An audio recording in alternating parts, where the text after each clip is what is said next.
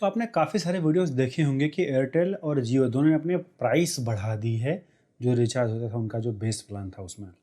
इस मुद्दे पर मैं अपनी राय थोड़ी सी बताना चाहता हूँ जो कि थोड़ा सा अलग है शायद दूसरों से, बट ये कंपनी को डिफेंड करने के लिए बिल्कुल भी नहीं है। वीडियो आप थोड़ा सा ध्यान से देखिएगा। तो जियो ने फ्री का जो इंटरनेट था उसको बांटने के बाद 149 का बेस प्लान लॉन्च किया था 1 मंथ के लिए। अब वही प्लान 299 रुपए का हो चुका है, मतलब 8 साल के अंदर इनका चार्ज सीधा डबल हो चुका है। लेकिन दूसरी तरफ एयरटेल ने भी यही किया है। इनका भी प्राइस जो रहता है ये इसी के एकदम आसपास रहता है, और जैसे ही जियो प्राइस बढ़ाता है एयरटेल बढ़ा देता है, या फिर जैसे ही एयरटेल प्राइस बढ़ाता है जियो भी बढ़ा देता है। अब कंपनी काफ़ी ज़्यादा प्रॉफिट में है, और आप सोचो कि अगर ये 50 रुपये भी बढ़ाती हैं तो कितना ज़्यादा इनका प्रॉफिट मल्टीप्लाई हो जाता है। ये अब नुकसान में तो नहीं है, अभी प्रॉफिट ही कर रहे हैं। तो अगर इसके बाद भी ये प्राइस बढ़ाते हैं आगे, तो भाई फिर तो ये यही है कि अब ये लूटना चाहते हैं, क्योंकि डुओपोली मार्केट में हो चुकी है। वीआई और बीएसएनएल खाली नाम के लिए है, बाकी मार्केट में डुओपोली ही चल रही है, क्योंकि 2 कंपनियां ही अब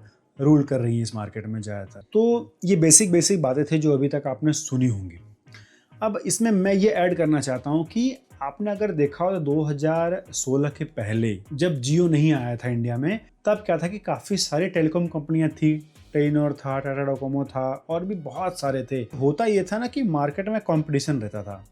कोई एक कंपनी अगर प्राइस बढ़ाए तो लोग तुरंत दूसरी कंपनी में पोर्ट करा लेते थे, या फिर किसी कंपनी का अच्छा ऑफर आया तो भी लोग एक कंपनी से बी कंपनी में चले जाते थे। ऐसा होता था उस टाइम पर। लेकिन जैसे ही 2016 में जियो आया और अनलिमिटेड कॉलिंग दी गई, अनलिमिटेड इंटरनेट दिया गया साल भर, तो लोग क्या थे, पहले 1 महीने में लोग 1 GB, 1.5 GB, 2 GB यूज करते थे रिचार्ज करके। हालांकि प्राइस बहुत महंगा था डेटा का उस टाइम पर, अभी भी सस्ता है उस टाइम के मुकाबले, तो काफ़ी सस्ता है। तो यहाँ पर जियो ने अपने फ़ायदे के साथ साथ दूसरे टेलीकॉम कंपनियों का भी फ़ायदा किया, खास करके एयरटेल का, क्योंकि एयरटेल के पास पैसा था, वो सर्वाइव कर गई।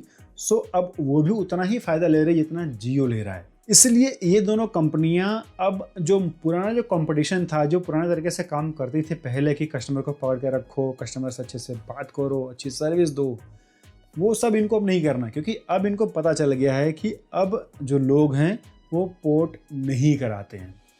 कराते होंगे, ऐसा नहीं एकदम से बंद हो गया है, लेकिन अब कोई जब बड़ा मेजर इश्यू होता है या फिर कोई नया सिम कार्ड लेता है तो ही वो उसका जो टेलीकॉम ऑपरेटर है वो चेंज होता है। अदरवाइज अगर वो जियो यूज़ कर रहा है तो जियो ही यूज़ कर रहा होगा, और अगर वो एयरटेल यूज़ कर रहा है तो एयरटेल ही यूज़ कर रहा होगा, या फिर वीआई में से एयरटेल या जियो में आ जाए, या फिर बीएसएनएल में से एयरटेल या जियो में आ जाए, या फिर कुछ लोग परेशान होकर बीएसएनएल में भी चले जाते हैं, क्योंकि वहाँ पर अभी दरें काफ़ी कम है, बट वहाँ पर नेटवर्क इशू और इंटरनेट का जो कनेक्शन है वो उतना अच्छा भी नहीं है शहरों में भी। तो ये जो डुओपोली है एयरटेल और जियो की, अब ये इस बात पर आ चुके हैं कि हमको नए कस्टमर नहीं जोड़ना है, बल्कि जो हमारे अभी के कस्टमर हैं इन्हीं से हमको पैसा कमाने हैं। तो जो मौजूदा कस्टमर है इनको ही टारगेट बनाया जा रहा है। तो ये तो हो गई प्रॉब्लम की बात। अब यहाँ पर सॉल्यूशन क्या है, तो देखो, अब क्योंकि मार्केट में डुओपोली है तो हम रिचार्ज के जो प्राइसेस है इससे तो बच नहीं सकते, लेकिन आप ऐसा कर सकते हो कि अगर आपके एरिया में बीएसएनएल का नेटवर्क अच्छा है तो आप बीएसएनएल यूज करो, क्योंकि उसका प्राइस अच्छा है और कहीं ना कहीं पब्लिक सेक्टर कंपनी है, पैसा गवर्नमेंट को ही जा रहा है, और शायद गवर्नमेंट अच्छा काम करे बीएसएनएल को ऊपर लाने में। दूसरा ये ऑप्शन है कि अगर आपके पास फाइबर है, आपने जियो का या एयरटेल का या फिर किसी भी कंपनी का आपने अगर फाइबर लगवा रखा है, तो सबसे पहले आप ये देखो कि जिस ब्रांड का आपने फाइबर लगवाया है क्या वो अलग से टेलीफोन सर्विस दे रहे हैं जिसमें फ्री कॉलिंग आती है जब तक फाइबर का प्लान रहेगा तब तक का।